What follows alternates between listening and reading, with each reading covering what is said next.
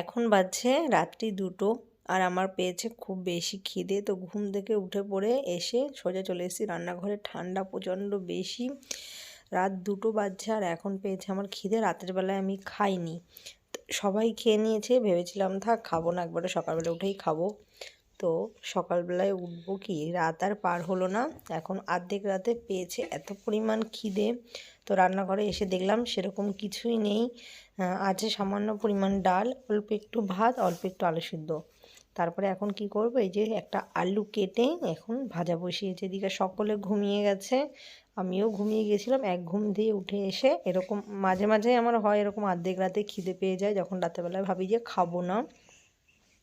আর এই বিশেষ করে শীতের সময় রাতের বেলায় প্রচণ্ড খিদে পায় আমার আর্ধেক রাতে। তো এই যে আলু ভাজা হচ্ছে, তার সাথে দিয়ে দিলাম একটা শুকনো লঙ্কা, বড় সাইজের শুকনো লঙ্কাটা একটু ভেজে নেব তেলের মধ্যে, আর এইটা দিয়েই কিন্তু রাতের বেলা এখন খেয়ে নেব।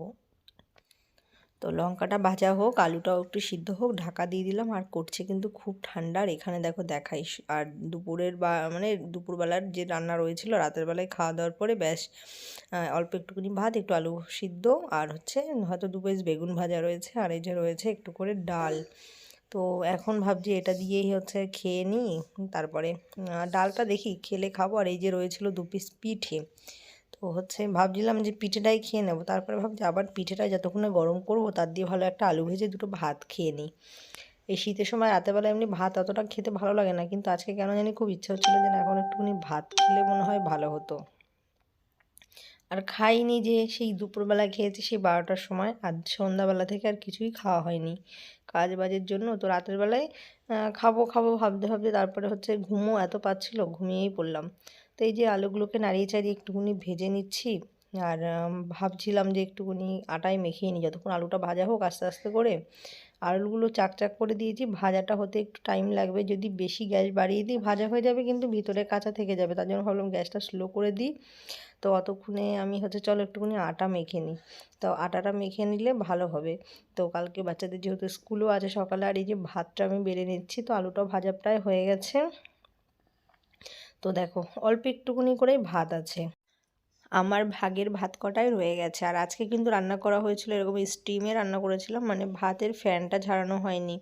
তো যাই হোক একটু লেগে লেগে, তো যাই হোক ভাতটা আমি বেড়ে নিলাম আমার জন্য।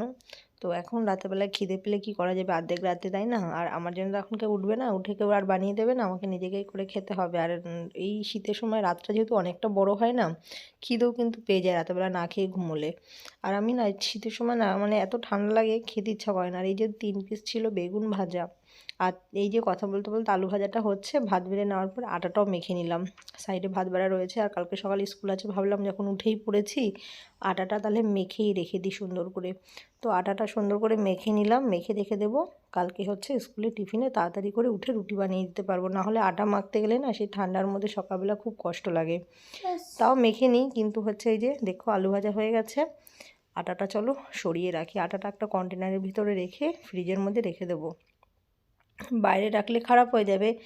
যাও ঠিক মানে শীতকাল, তাও ফ্রিজের মধ্যে রেখে দেওয়াই ভালো। তো একটা এয়ারটাইট কন্টেনারের মধ্যে করে আটাটা চলো রেখে দিই ফ্রিজের মধ্যে।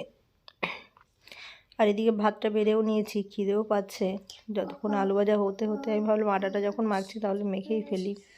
তো এই যে ঢুকিয়ে দিলাম ফ্রিজের মধ্যে হচ্ছে আটার বাটিটা, আর এটা দিয়ে কালকে বানাবো রুটি। আর এখন এখানে আলু ভাজা বেড়ে নিচ্ছি। এরকম কিন্তু গরম গরম আলু ভাজা দিয়ে ভাত খেতে কিন্তু বেশ দারুণ লাগে, একটু শুকনো লঙ্কা ভাজা আর একটু আলু ভাজার তেল। তো আলু তো ভেজে নিয়েছি, নামিয়েও নিয়েছি, থালার মধ্যে বেড়েও নিয়েছি। আর নিলাম সামান্য পরিমাণে একটু লবণ, আর হচ্ছে লঙ্কার একটু আলু সিদ্ধ। আর ইচ্ছা করছে না যে আমার বেগুন ভাজা ডাল খেতেই, গরম গরম আলু ভাজা শুকনো লঙ্কা দিয়ে হয়ে যাবে আমার রাতের খাবার রেডি। আর যেহেতু এখন অনেক রাত হয়েছে, খাওয়া দাওয়া করবো, ঘুমিয়ে পড়বো। তো সকালে ভালো থেকো, তার সুস্থ থেকো। খুব খিদে পেয়েছে কিন্তু আমার। Bye bye.